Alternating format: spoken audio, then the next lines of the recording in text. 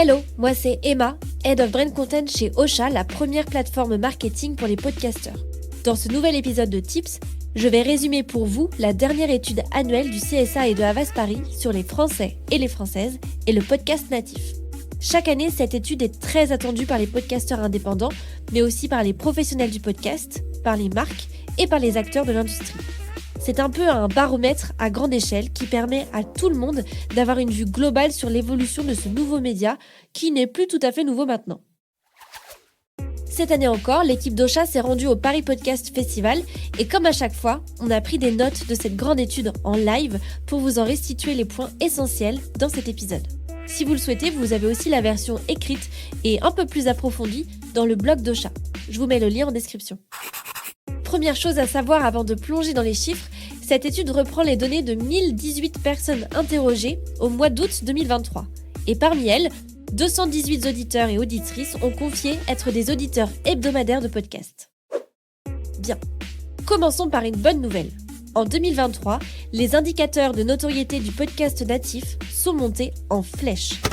40% des Français savent désormais ce qu'est un podcast, ce qui est vraiment prometteur. En revanche, il reste encore 6 Français sur 10 qui ne sont pas encore familiers avec le terme. Il y a donc une belle marge de progression et la vulgarisation concernant ce format est primordiale si on veut que cette donnée augmente encore l'année prochaine. Parmi les auditeurs et auditrices de podcasts interrogés, 37% d'entre eux et d'entre elles écoutent des podcasts natifs. 26% sont des auditeurs mensuels et 15% sont des auditeurs hebdomadaires. Par rapport à l'année dernière, il y a une vraie hausse significative de ces données. La consommation de podcasts est donc en hausse. C'est une bonne chose pour nous podcasteurs. Et pour cause, l'étude de Havas Paris et du CSA nous montre qu'une fois qu'on a goûté au podcast, il est difficile de revenir en arrière. Plus de la moitié des auditeurs hebdomadaires écoutent des podcasts natifs au moins 3 fois par semaine. Et d'ailleurs, on observe un nombre non négligeable d'auditeurs qui en écoutent tous les jours. 73% des auditeurs hebdomadaires interrogés déclarent avoir augmenté leur consommation de podcasts natifs dans l'année. Et si on s'intéressait maintenant au profil des auditeurs ? Qui sont les personnes de l'autre côté, celles qui écoutent vos douces voix une fois que votre épisode est sorti ? On note certaines avancées, comme une hausse de l'écoute du podcast chez les femmes, les personnes âgées entre 50 et 64 ans ou encore les CSP+. Mais soyons honnêtes, le profil type de l'auditeur et de l'auditrice moyen évolue quand même assez lentement. En moyenne, vous qui m'écoutez chez vous ou dans le métro, vous avez 36 ans, vous vivez plutôt en milieu urbain, vous êtes hyper connecté et vous êtes donc plutôt jeune et branché. Si vous pensiez être originaux, c'est râpé. Au-delà d'un moyen de se divertir, le podcast natif est pour 81% des auditeurs interrogés une habitude qui est bien ancrée dans leur quotidien.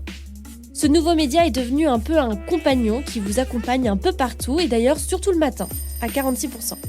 L'année dernière, en 2022, 61% des auditeurs utilisaient leur smartphone pour écouter des podcasts. Cette année, ce chiffre a grimpé à 71%. Plus 10 points en une année, j'en connais qui ont partagé leur SmartLink en masse cette année.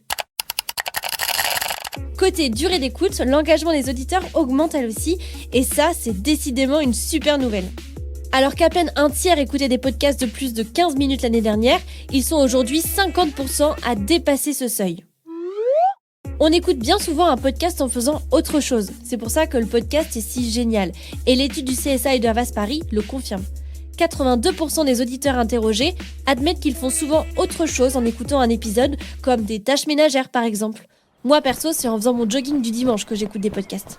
Enfin, que j'écoute un podcast. Je cours pas non plus pendant 3 heures. Ouais, pour que je me prends moi. Croyez-le ou non, mais le podcast est un vecteur de déconnexion et de zénitude. 81% des personnes interrogées trouvent que le podcast les aide à se déconnecter du quotidien. Ils y trouvent à 88% des moments de douceur et 82% d'entre eux estiment que ça atténue leur stress. Alors, respirez profondément avec moi, même si j'ai un petit peu le nez bouché, vous l'entendrez. Selon l'étude qui nous intéresse aujourd'hui, 73% des auditeurs hebdomadaires déclarent également écouter des podcasts en solo. Mais ce n'est pas pour autant une expérience solitaire, parce que très souvent, ils en discutent avec leurs proches, ils recommandent les épisodes qu'ils ont aimés. Autre donnée super intéressante relevée dans l'étude d'Avas et du CSA, 81% des auditeurs disent que les podcasts leur permettent de changer de point de vue sur divers sujets, qu'il s'agisse d'ailleurs de société, de culture ou même de sujets tabous.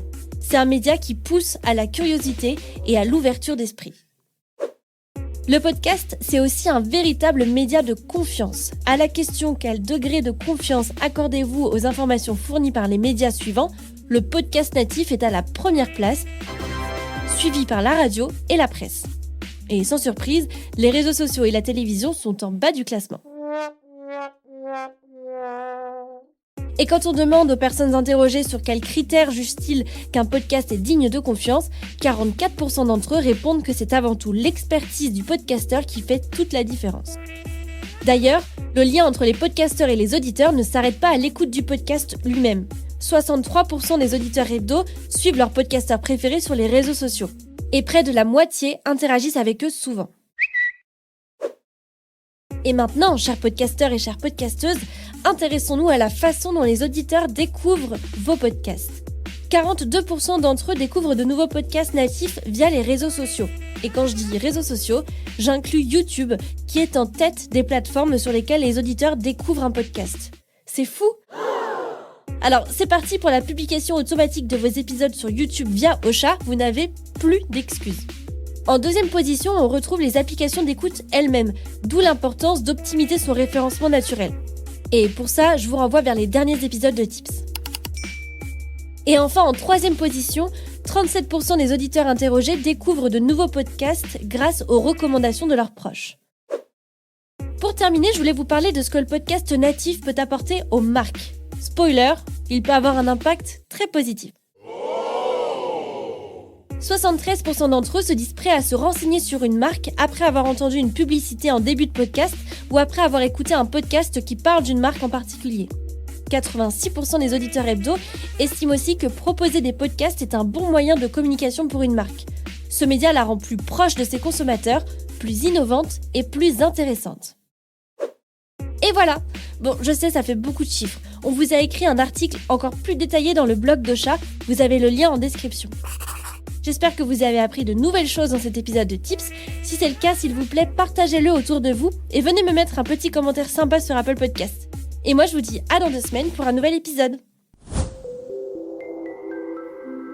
Ocha Originals.